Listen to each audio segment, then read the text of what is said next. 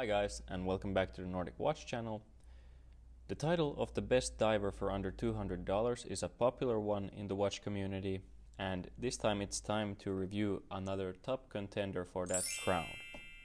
I featured a few of the other contenders on this channel earlier, such as the Seiko SKX and Orient Ray and Komatsu models. Today I'm reviewing Citizen's contender, the Citizen Promaster NY0085. This diver can be bought on Amazon for under $200. Check out the description below for Amazon affiliate links if you want to help me out. So this watch can be bought in a few different variations, both in color and strap. The version I bought, the Coke version, is with the black and red bezel. There is also a so-called Pepsi version, also a Kermit version I call it, with green bezel and black dial. There's also a dark blue dial with a black bezel insert, which is a limited edition to my knowledge. Then there's a basic black dial and black bezel. Many of these models can be bought on either the stainless steel bracelet or a rubber strap. I was yet to experience a Coke colored watch, so I went for this one, but I also love the one with the black dial and the green bezel, but this was more affordable at the time of purchase. But check out the description because many of these color variations were on Amazon, so you can go out and get your pick. Now this model has been around for a long time, even decades, with these modern models including an improved Miyota movement with hacking and hand widening, but pretty much has stayed the same for many years. Citizen is a very popular brand worldwide. This is especially the case among the so-called normal people here in Finland. I'm not sure how it goes everywhere in the world, but here it feels like every jeweler and AD has a shelf with Citizens on display. It's a popular brand for people who just want a reliable watch at an affordable price. The automatic Promaster I have here is a bit different because this one seems to be somewhat loved by the watch enthusiast community. I can't think of many Citizens except the Nighthawk and a few others that match this popularity. Once you start to tally up the specs of this watch, it's easy to understand the popularity though. For starters, this watch is an ISO certified diver's watch, certified to 200 meters. Combine that with an original design, an in-house automatic movement, and keep in mind that this watch can be bought brand new for under $200. Okay, let's jump into details now, starting with the dimensions that are very friendly for people with smaller wrists. The watch is 41.7 millimeters in diameter, quite a common size bracket for divers. The thickness is 12.4 millimeters, reasonably thin for an ISO diver. The lug-to-lug comes in at 47 millimeters, which is quite compact for this diameter, which is great for us narrow-wristed guys and girls. The lug width is a standard 20 millimeter, a very welcome size as it is probably the most common size in the industry. Stay tuned for some strap alternatives towards the end of this review. The weight of this watch on this bracelet, sized to my 6.5 inch wrist, is 133 grams, and with all the links included, it's 148 grams. The finishing on the case is a bit unusual, but I quite like it. The surface on top of the lugs is finished with a circular brushing, while the sides of the case are a high polish. The unusual part is the combination with the bezel, which in turn is a kind of a bead blasted satin finish, which I find very nice. Combined with the very rugged looking gripping surfaces on the bezel, I think it makes for a very cool tool watch kind of look. The screw down case back also has circular brushing, but the branding on the case back is pretty underwhelming, being only printed on. This is similar to case backs on Orient's entry-level divers, and I feel they could just leave the printed logos out entirely instead of these underwhelming ones. I've complained about this before. You can just watch my review of the Orient Komatsu, for example. The bezel is also a little bit old school, being only a 60-click unidirectional bezel as opposed to the usual 120. It doesn't bother me though, and I have to say it lines up perfectly, so can't complain. The bezel action is quite smooth and it's not overly ratchety. It's different from the most I've tried, but that's probably mainly because it has half the number of clicks.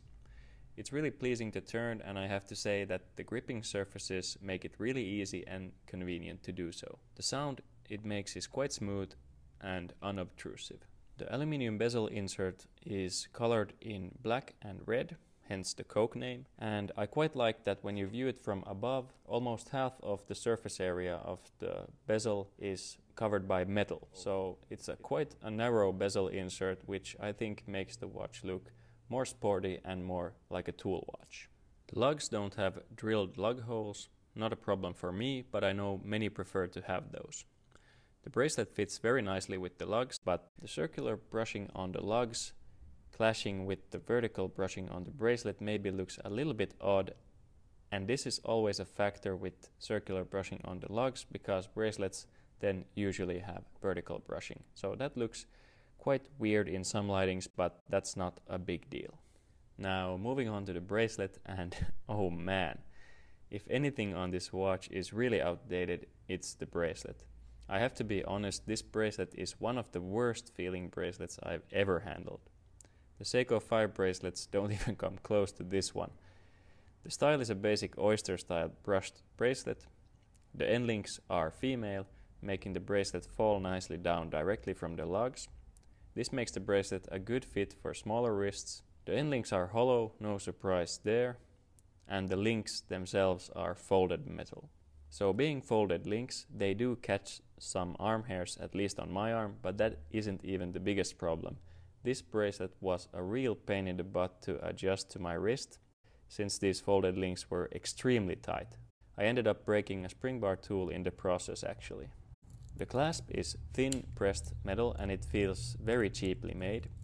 Closing the clasp can sort of go wrong by closing it crookedly, which hinders the buckle from being closed. And this is something I've yet to experience in other cheap clasps, and it pretty much means that you have to pay attention when you're closing the clasp to get it aligned properly, or else you're going to have to go again. Really weird. The branding on the clasp looks nice though, and there is one very good thing about the clasp, and that is this diver's extension. Not that it feels like any better quality than the rest of the bracelet, but the sliding mechanism makes it very handy for quick adjustments on the fly. This is something I would love to see on other bracelets too. I absolutely love it. So you only have to press down the two buttons and then you can pull out and make the bracelet longer, and this is perfect for those hot summer days when your wrist swells up. You can just push two buttons and let the blood flow back to your hand again. This also justifies the bracelet not having any micro adjustment spots. The bracelet is pretty stiff with the links being kind of close together, so if you lay the watch down with the case back toward the table, the bracelet will keep the case kind of elevated in the air. I'm personally not a fan of this because on one hand it makes my amateur photography more difficult because I have to remove the spring bar from the clasp in order to lay it on the table, but on the other hand it does keep the case back from being scratched, but in this case when we only have some printed logos and specs there, that doesn't really matter. Moving on from bracelet to the dial. Now protecting the dial we have a mineral crystal, so no sapphire here, but that is to be expected at this price point. The mineral crystal does not have any AR coating, as you might expect at this price category. The dial is a glossy black with indices that appear to be applied, but I suspect that they are just pressed from the underside. I've walked into that trap many times before with Seiko 5s. Either way, it looks nice. The indices and hands are quite different from any other watch models I've seen or reviewed, and I don't quite know what to call these shapes, but the footage will do just fine. But I do like that they are original and something that I haven't seen before. Really original design, and I think that they are kind of aggressive and they add to that kind of tool watch aesthetic of this watch. An ISO certified diver has to have clearly distinguishable minute and hour hands, which they surely are in this case, also very original in shape. The seconds hand has a loomed lollipop counterbalance and a sort of needle point at the other end. Circling the dial we have a nice and crisp chapter ring with minute markings. Everything seems to align nicely on the dial, which is impressive compared to Seiko's that are double the price and don't always have that perfect alignment. So well done, Citizen. At the 3 o'clock we have a nicely framed day and date window with a little bit of loom next to it. It's nice to have a matching black wheel for day and date, and it's also a nice bonus that they added that little Loom pip next to it. The Loom is Citizen's own formula to my understanding, and it has a blue color to it. It's nice and bright too. A bit of an uneven apply on the minutes hand there, but nothing dramatic. Interesting that they mixed up the color a little bit with that green Loom pip on the diving bezel. I'm not sure if that would be my choice, but it's kind of fun. And it does actually improve the readability of the Loom if you actually use it in the dark, which is the purpose of an ISO diver if you're diving deep. Inside the case, keeping the time, we have an in-house Miyota 8000 series automatic movement. As you might know, Miyota is Citizen's own movement brand. Earlier versions of this watch come with the 8203 movement, but this one has an 8204 movement, which is upgraded with hand winding and hacking. They seem to have forgotten this when installing the dial though. A bit of an embarrassing contradiction between the dial and case back specs here, with a different movement on each, but this one is definitely an 8204. The watch probably has a new case back and an old dial or something, I don't know. The movement is your basic workhorse movement with 21 joules and a 21,600 beat rate. One slight dislike I have with it is that the rotor only winds the movement in one direction. This means that if you happen to move the watch in a certain way, like jerk it around, the rotor can spin like crazy while not winding the movement at all, and that actually makes a kind of a pulling force on your wrist if the watch is not heavy enough. And this used to irritate me like crazy with my Bezel Flieger watch, because it was such a lightweight watch and it also was kind of a thin case, so I could actually hear the rotor spinning. But since this Promaster diver is a lot heavier than the Bezel, I actually don't notice it here. One odd thing with this watch is of course the lefty crown at the 8 o'clock position. I have a hard time operating it with my left hand, so I just flip the watch like this and operate the crown with my right hand as usual. The screw down crown is what you might expect at this price, quite unsmooth to screw in and out, and not especially satisfying to wind. But hey, it does the job just fine, and this is a really affordable watch. The cutout of the crown guards is also a sign of the affordable price tag here, as it's a pretty square cut and kind of an unelegant finish in my opinion, just something that caught my eye. No big deal. But to its advantage, the crown does have some nice Promaster branding though. When I received this watch, I did have some malfunction in the operation of the day and date wheels, and it almost felt like I was breaking the movement by setting the day and date. So make sure you check that out as soon as you open your box if you buy one, and return it if that is the case. On the wrist, this watch wears really great. It's noticeably smaller than the Seiko SKX despite their similar dimensions. I think that the more narrow bezel insert and the smaller dial play a big part in making this watch look smaller than the SKX on wrist.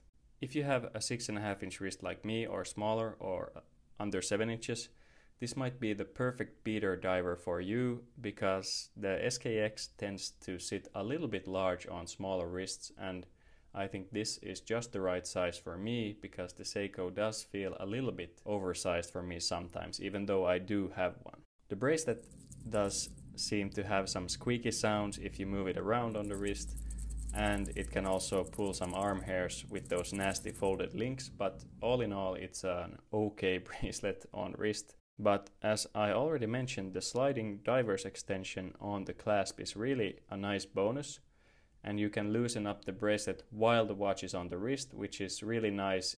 I'll make a separate video where I show this watch on a variety of different straps, but I'll show you a few here just really quickly. I think the neutral colors of this Citizen will work really great with a lot of straps, and since it is a 20mm lug width, most people will not have any shortage of straps or won't want to hesitate buying any straps for, let's say, a odd lug width like 21 or 19. So now you can just go ahead and buy a lot of straps. Wrapping this review up, I want to say that this watch does have its flaws, mainly the bracelet though. But that being said, it's still great value for money for around $200. I also like that there are many different colors to choose from, so check out the alternatives from the affiliate links below in the description It's also a great way to help me and my channel out, so I greatly appreciate it. There are some models that can compete with this, mainly from Orient and Seiko, if I don't include any micro brands, but I have to point out that this size is really great for a smaller wrist like mine, since it sits smaller on the wrist than an SKX and many other alternatives like the Kamasu. But make sure you drop a comment down below if you feel that I'm forgetting some alternative that you think is a competitor in this price category. I'd love to hear that. And also go check me out on Instagram at Nordic Watch Channel if you're interested. Also like the video and subscribe if you found it useful and want to see more in the future. But that's it for this review. Hope you liked it, and I'll see you in the next video. Bye bye!